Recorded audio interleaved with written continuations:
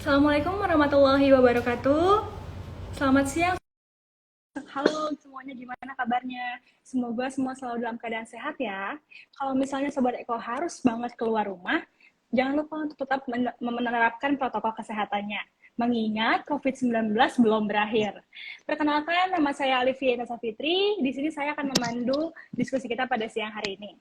Sebelumnya, saya mau ngucapin terima kasih dan selamat datang di Cerita Eko series ke-6 yang bertajuk Budaya K3, Ciptakan Rasa Tenang yang Tersembunyi.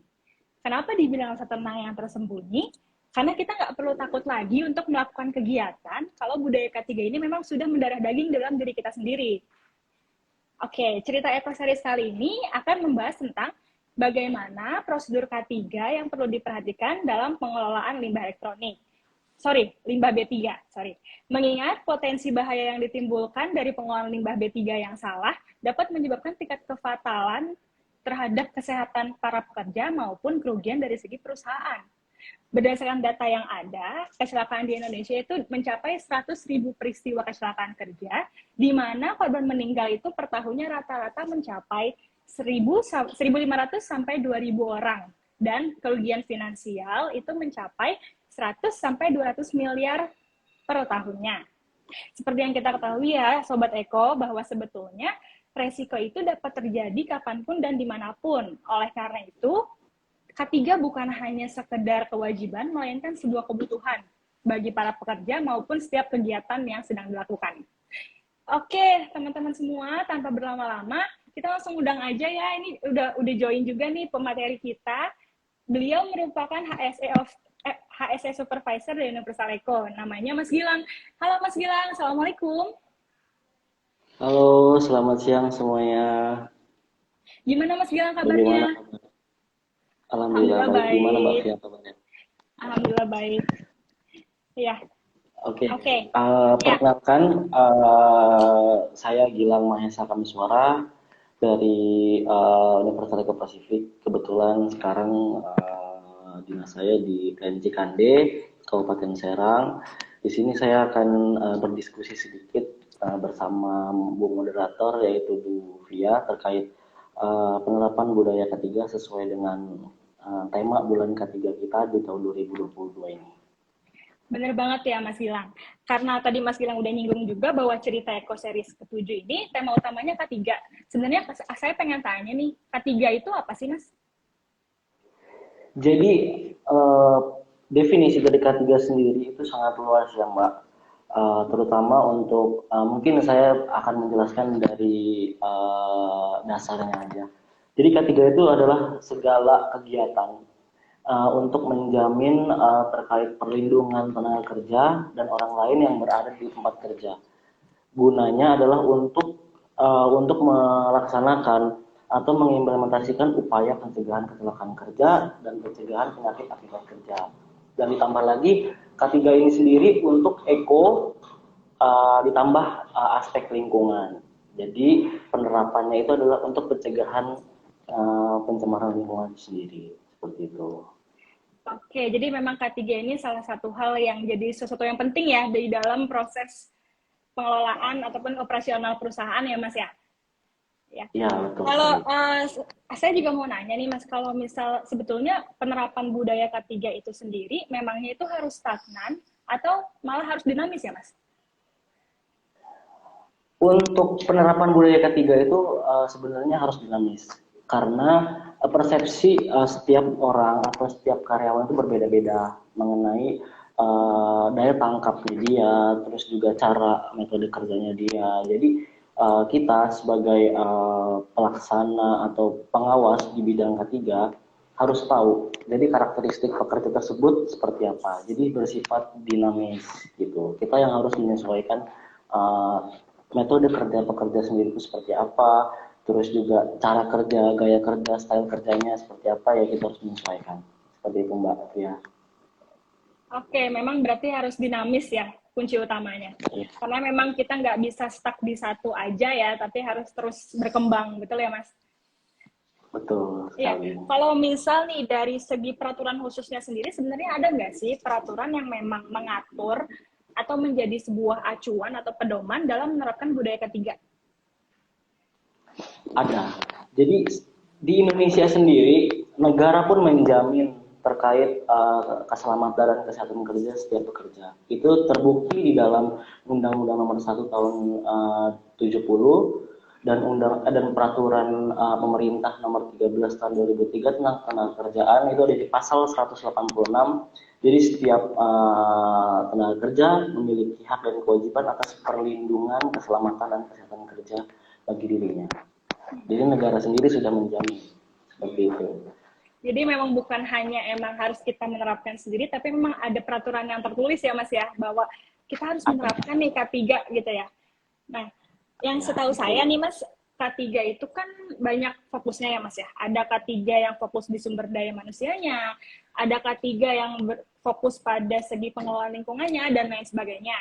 Nah, kalau misal kita bahas terkait budaya K3 dari segi pengelolaan lingkungan, khususnya pengelolaan limbah B3 itu sendiri, memangnya apa saja sih resiko yang dapat ditimbulkan apabila kita tidak menerapkan ataupun mengedepankan K3 di dalamnya? Oke, baik Mas ya. Jadi di dalam sistem perlindungan lingkungan kita, di dalam aspek ketiga ini saling berintegrasi ya. Jadi untuk perlindungan keselamatan kerja dan kesehatan pekerja sendiri di Universal Eco itu banyak. Jadi kenapa penting? Karena dari bahan yang kita olah sendiri aja adalah bahan berbahaya dan beracun. Betul. Tentunya memiliki macam-macam karakteristik. Ada beracun, ada korosif, ada mudah terbakar, dan sampai ada yang bersifat infeksius seperti itu. Nah, maka dari itu perlunya aspek keselamatan dan kesehatan kerja bagi karyawan itu sangat penting. Seperti itu. Wah, berarti memang penting banget ya, dan resiko yang ditimbulkan juga bisa cukup serius ya Mas, apalagi kalau ngomongin masalah nyawa manusia dan kesehatan lingkungan ya Mas. Iya, betul sekali. Iya. Nah, kalau misalnya ada resiko yang terjadi dan untuk mengurangi resiko tersebut, kira-kira komponen apa aja sih Mas yang diperlukan dalam proses pengelolaan limbah B3 tersebut? Oke, untuk kita ada risk management juga di Universal Eco. Jadi risk management kita itu secara dasarnya kita ada 5 tahap. Yang pertama ada eliminasi, dan tentunya eliminasi ini adalah konsekuensinya adalah cost. Jadi tidak mungkin kita lakukan. Dimana jadi untuk eliminasi tahap pertama ini, eliminasinya adalah menghilangkan sumber bahaya, dan nggak mungkin karena bahan utama kita sendiri adalah sudah berbahaya. Jadi itu nggak mungkin eliminasi. Kedua, kalau eliminasi tidak bisa dilakukan, substitusi. Substitusi sendiri bisa kita lakukan. Jadi mengganti bahan baku yang berbahaya menjadi tidak berbahaya gitu. Terus juga yang ketiga ada rekayasa engineering. Nah ini yang penting dan bisa dilakukan dimanapun di bidang apapun. Ini rekayasa engineering. Seperti contoh mesin A itu terdapat bahaya kebisingannya melebihi 85 desibel. Nah, kita lakukan rekayasa engineering supaya kebisingan mesin tersebut di bawah 85 desibel. Seperti itu. Nah, terus itu yang ketiga, rekayasa engineering. Yang keempat ada rekayasa administrasi. Nah, administrasi kontrol sendiri itu terdiri dari SOP, prosedur kerja, instruksi kerja, terus juga ada training-training, terus juga ada pembagian shift supaya tidak adanya kelelahan kerja yang mengakibatkan kecelakaan kerja. Dan yang terakhir APD, alat pelindung diri. Jadi ada 5 tahap ini. Jadi untuk melakukan risk management itu harus berurutan. Jangan tiba-tiba langsung ke APD. Karena kan selama ini persepsi kita, oh biar nggak kecelakaan pakai APD. Itu salah. Jadi ada tahapannya dari mulai eliminasi sampai APD itu terakhir. Seperti itu. Tapi Mas, kalau misalnya yang paling umum itu, yang paling banyak dilakukan dari semua tahapan komponen itu, yang mana tuh Mas? Yang paling umum adalah ada 3. Yang pertama itu ada rekayasa engineering. Nah, kita harus berkoordinasi dengan Departemen Engineering juga terkait potensi-potensi bahaya yang ada di tempat kerja. Terus kedua, administrasi kontrol. Nah, ini bisa kita lakukan pengendalian seperti kita merevisi SOP-SOP kerja sesuai dengan keadaan aktual. Terus juga kita mengadakan training-training kepada pekerja supaya pekerja itu mampu bekerja sesuai aspek keselamatan dan kesehatan kerja. Dan yang terakhir adalah mengadakan APD supaya pekerja tersebut menggunakan APD sesuai dengan jenis bahaya di tempat kerja. Seperti itu, Mbak Fia. Oke, ternyata memang komponen tadi 5 ya Mas ya, 5 komponen. Ya, nah, Betul. ternyata 5 komponen ini memang saling terkait ya, dan kita nggak bisa cuma fokus di satu komponen, ya kan? Berarti kita harus ngecek kalau komponen ini udah oke, berarti next komponen nih. Kalau yang ini udah ini, baru yang ini. Baru jangan sampai kita loncat-loncat step yang udah ditentuin ya Mas ya? Ya, betul. Oke, tadi udah ngomongin komponen nih. Kalau misalnya kita ngomongin pengelolaan limbah B3 itu sendiri, kan pengelolaan tuh dari awal sampai akhir ada banyak stepnya juga kan ya Mas, kita ngomongin step juga.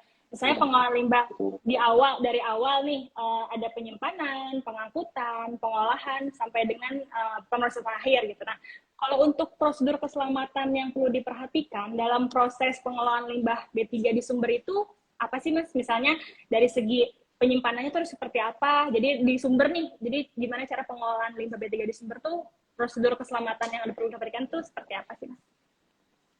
Oke, untuk dari hulu ke hilir kita bicara dari sumbernya ya, Mbak Pia.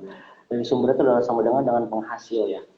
Nah, penghasil tersebut wajib ada tempat penyimpanan sementara limbah B3. Jadi itu juga berizin, wajib mengajukan izin kepada Kementerian Lingkungan Hidup. Terus kemudian di dalam tempat penyimpanan sementara itu banyak fasilitas ketiga yang perlu dipenuhi. Seperti contoh penyimpanan limbah B3 sesuai dengan karakteristik. Jadi ada segregasi, pemisahan. Jadi jangan sampai mudah terbakar digabung dengan beracun. Nah, begitu ada yang salah satu terbakar, uapnya bisa nyampur dengan beracun, terus kemudian pekerja di sekitar bisa keracunan. Nah, terus juga fasilitas lainnya seperti ada alat pemadam api ringan, terus kotak pertolongan pertama pada kecelakaan, terus juga ada emergency shower, itu juga wajib ada. Terus juga kemudian harus ada sabun pencuci tangan, juga sebagai setelah operator menghandle limbah tersebut, itu wajib membersihkan tangannya, hygiene-nya, seperti itu Mafia. Kalau misalnya dari segi pengemasan atau loading unloading barangnya, gimana tuh Mas kira-kira? Oke, kalau untuk pengemasan itu wajib adanya simbol dan label. Jadi gunanya dilakukan penyimbolan dan label itu adalah supaya limbah tersebut teridentifikasi. Jadi supaya kita mengetahui gitu, oh limbah ini namanya misalkan solvent. Nah ini karakternya apa? Untuk mengangkutnya kita nggak tahu kalau misalkan nggak dikasih label, nggak dikasih simbol. Nah kalau misalkan ada simbol dan label memudahkan kita supaya oh ini solvent. Oh mudah terbakar, berarti tidak boleh dekat-dekat dengan sumber api. Nah gitu. Itu dalam pengemasan. Dalam aspek pengangkutan itu pengangkutan wajib dilakukan oleh perusahaan yang berizin dan armadanya itu wajib tertutup dan memiliki penampungan jika terjadi tumpahan. Nah, di dalam pengangkutan sendiri juga ada fasilitas-fasilitas untuk penanganan keadaan darurat seperti alat pemadam api ringan, terus juga spill kit. Spill kit itu gunanya untuk menangani jika ada tumpahan di jalan. Nah, seperti itu Mbak Fia. Ya, tadi Masnya udah nyebutin dari segi penyimpanan, pengemasan, pengangkutan ya. Kalau misalnya dari segi pengolahannya sendiri, prosedur K3-nya itu seperti apa sih Mas biasanya?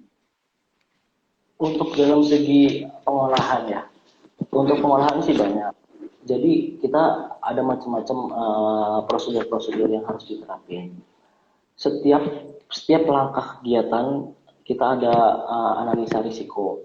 Nah, kemudian juga di setiap kegiatan tersebut wajib ada SOP khusus. Jadi di mana di setiap SOP setiap kegiatan itu harus ada aspek ketiganya. Seperti contoh pengelolaan limbah B3 menggunakan mesin insinerator.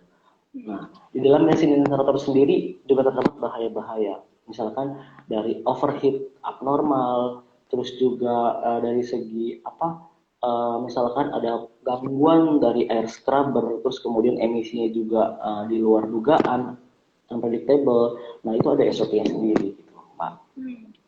kalau kita balik lagi nih Mas ke penyimpanan. Tadi kan Mas sebutin harus ada di dalam penyimpanan tuh harus ada alat pemadam kayak gitu kan. Terus juga Mas nyebutin kalau penyimpanannya tuh harus seperti apa. Nah, kalau masa simpannya sendiri itu ada waktunya nggak kalau untuk limbah B3 nih? Ada Mbak Fia. Kalau untuk limbah B3 sendiri, untuk di atas 50 kg per hari, itu masa simpanan adalah 90 hari. Jika kurang dari 50 kilo, itu adalah 180 hari, dan jika kurang dari 50 kilo atau lebih dari kurang dari 50 kilo, itu bisa sampai 365 hari. Jadi untuk amannya adalah 90 hari. Seperti itu, Jadi, Mbak. jadi walaupun limbahnya kuantitas sisanya lebih sedikit juga lebih aman 90 hari, maksimal 90 hari gitu ya Mas ya. Nggak boleh lebih dari 10 itu. hari. Ya, berarti kan semua prosedur ini memang tercantum dalam peraturan juga kan ya Mas? Ada di peraturan, Hmm. Mbak Fia. Nah, kalau misal nih, tadi kita udah ngomongin prosedur pengelolaan limbah B3 dari awal sampai pengolahan nih. Tapi kita udah ngelakuin nih prosedur ini. Tapi ada satu kasus atau satu waktu di mana terjadi tumpahan nih limbah B3 nih. Dan tumpahannya itu misalnya dari hulu ke hilir. Misalnya lokasi tumpahan di lokasi X, tapi ternyata udah menjalar sampai lokasi Y atau lokasi Z gitu ya, lokasi tertentu. Nah, itu biasanya kira-kira apa antisipasi yang harus dilakukan terhadap tumpahan limbah B3 tersebut? Oke, di dalam organisasi pengelolaan B3 itu wajib ada namanya tim keadaan darurat. Nah, secara khusus tim keadaan darurat itu terbagi. Ada dalam segi pemadam kebakaran, ada dalam segi evakuasi, terus juga ada P3K, dan ada penanganan tumpahan sendiri. Nah, untuk penanganan tumpahan sendiri tergantung skalanya. Kalau skala kecil saja, itu cukup menggunakan spill kit lembaran. Nah, begitu tumpah, misalkan tumpah di area itu, kita lakukan isolasi. Jadi jangan sampai mengalir ke saluran drainase. Nah, kita isolasi, terus kemudian kita bersihkan menggunakan ada namanya lembaran penyerap atau absorben. Itu. Secara sederhananya bisa menggunakan serbuk gergaji. Nah, itu jangan lupa hasil penanganan tumpahan itu sendiri masuk ke dalam limbah B3 juga. Jadi harus disimpan dan dikemas sesuai dengan persyaratan sesuai perundang-undangan. Nah, untuk dalam skala besar, tumpahan skala besar, tentunya kita harus melaporkan kepada, misalkan letaknya ada di kawasan industri. Nah, kita harus melaporkan kepada kawasan industri sendiri bahwa terdapat tumpahan. Terus juga kalau misalkan tumpahannya limbahnya itu adalah mudah terbakar, juga kita harus berkoordinasi dengan pihak pemadam kebakaran khusus juga, supaya jika terjadi keadaan darurat mereka sudah siap untuk membantu kita. Seperti itu Mbak Fia. Itu kan kalau dari segi tumpahannya di lokasi ya Mas. Tapi kalau misal nih tumpahannya pada proses pengangkutan misalnya, atau dari proses pengangkutan sendiri selain alat spill kit, apa aja sih Mas yang diperluin kalau kita untuk mencegah terjadinya tumpahan tersebut? Kalau untuk mencegah terjadi tumpahan tersebut, itu di dalam pengangkutan sendiri, armada mobil sendiri, itu terdapat apa namanya bak kontrol juga di dalam mobil itu sendiri. Sifatnya close. Jadi jika misalkan di dalam perjalanan terdapat tumpahan limbah cair, nah itu otomatis nggak akan keluar. Otomatis akan tertampung di dalam bak kontrol sendiri di dalam mobil. Nah, setelah sampai di lokasi tujuan, baru setelah itu kita bersihkan bak kontrolnya. Seperti itu. Dan andaikan memang ada kejadian, amit-amit ada kecelakaan di dalam pengangkutan, sama. Pada prinsipnya untuk penanganan sama. Kita isolasi dulu area tumpahan, jangan sampai meluas ataupun merusak tumbuhan dan lain sebagainya, lingkungan, terus kemudian kita lakukan penanganan. Seperti itu Mbak Fia. Oke, kita udah ngomongin kalau case-nya tumpahan. Biasanya kalau di lapangan itu sendiri, biasanya yang selain case tumpahan itu apa sih Mas yang biasanya terjadi di dalam lapangan itu sendiri? Kalau untuk secara best practice di lapangan sendiri banyak Mbak, macam-macam. Dari mulai aspek ketiga sendiri ada macam-macam. Ada eksiden yang harus kita investigasi juga. Nah, eksiden sendiri ada tingkatannya. Ada dalam bentuk first aid case. Nah, first aid case itu adalah kecelakaan yang hanya dibutuhkan pertolongan dari internal kita menggunakan kotak P3K. Itu masuknya first aid case. Nah, ada medical treatment case. Nah, medical treatment case ini adanya bantuan dari klinik luar terhadap korban kecelakaan. Nah, itu masuk ke dalam medical treatment case juga. Nah, ada juga misalkan amit-amit korban kematian. Nah, itu masuknya ke fatality. Nah, sejauh ini untuk selama saya seorang bekerja sebagai K3 tuh alhamdulillah tidak ada sampai ada yang fatality. Seperti itu. Karena kita harus menciptakan dari segi yang tadi analisa bahaya, terus juga kita lakukan mitigasi risiko dan pengendalian sebelum terjadi kecelakaan. Seperti itu Mbak Fia. Oke, berarti udah cukup jelas banget ya bahwa sebenarnya ada antisipasi-antisipasi yang memang dilakukan ya Mas. Tapi memang lebih baik tuh mencegah ya Mas ya di awal. Iya, betul. Betul. Iya. Oke. Kalau misalnya nih, tadi kan kita udah bahas masalah antisipasi yang dilakukan. Berarti kan ini suatu hal yang memang menyebabkan kerugian ya Mas. Entah itu kerugian untuk lingkungan, kerugian untuk kesehatan manusianya, atau mungkin kerugian bagi perusahaan tersebut. Gitu. Berarti kan ini suatu hal yang memang harus ditangani dan diminimalisasi, betul ya Mas resikonya? Iya, betul. Nah, saya mau nanya pendapat nih Mas. Jadi menurut Mas Gilang sendiri, seberapa besar sih memangnya pengaruh K3 dalam meningkatkan produktivitas dan lingkungan di tempat kerja? Untuk pengaruh K3 ini sangat besar, Mbak. Karena jadi K3 sendiri kadang-kadang lebih ada juga karyawan yang menganggap, saya sudah biasa bekerja tanpa APD. Saya pengalaman 10 tahun bekerja seperti ini, metode seperti ini, tapi tidak ada kecelakaan apa-apa. Nah, itu adalah pola pikir yang kolot ya, yang harus dirubah sama kita. Nah, ini pentingnya budaya K3. Jadi penerapan K3 yang sukses di perusahaan itu banyak efek dominonya. Seperti contoh, kita mencegah kerugian. Kerugian itu ada banyak, misalkan ada kecelakaan kerja, mesin meledak. Nah, mesin itu juga perbaikan butuh cost.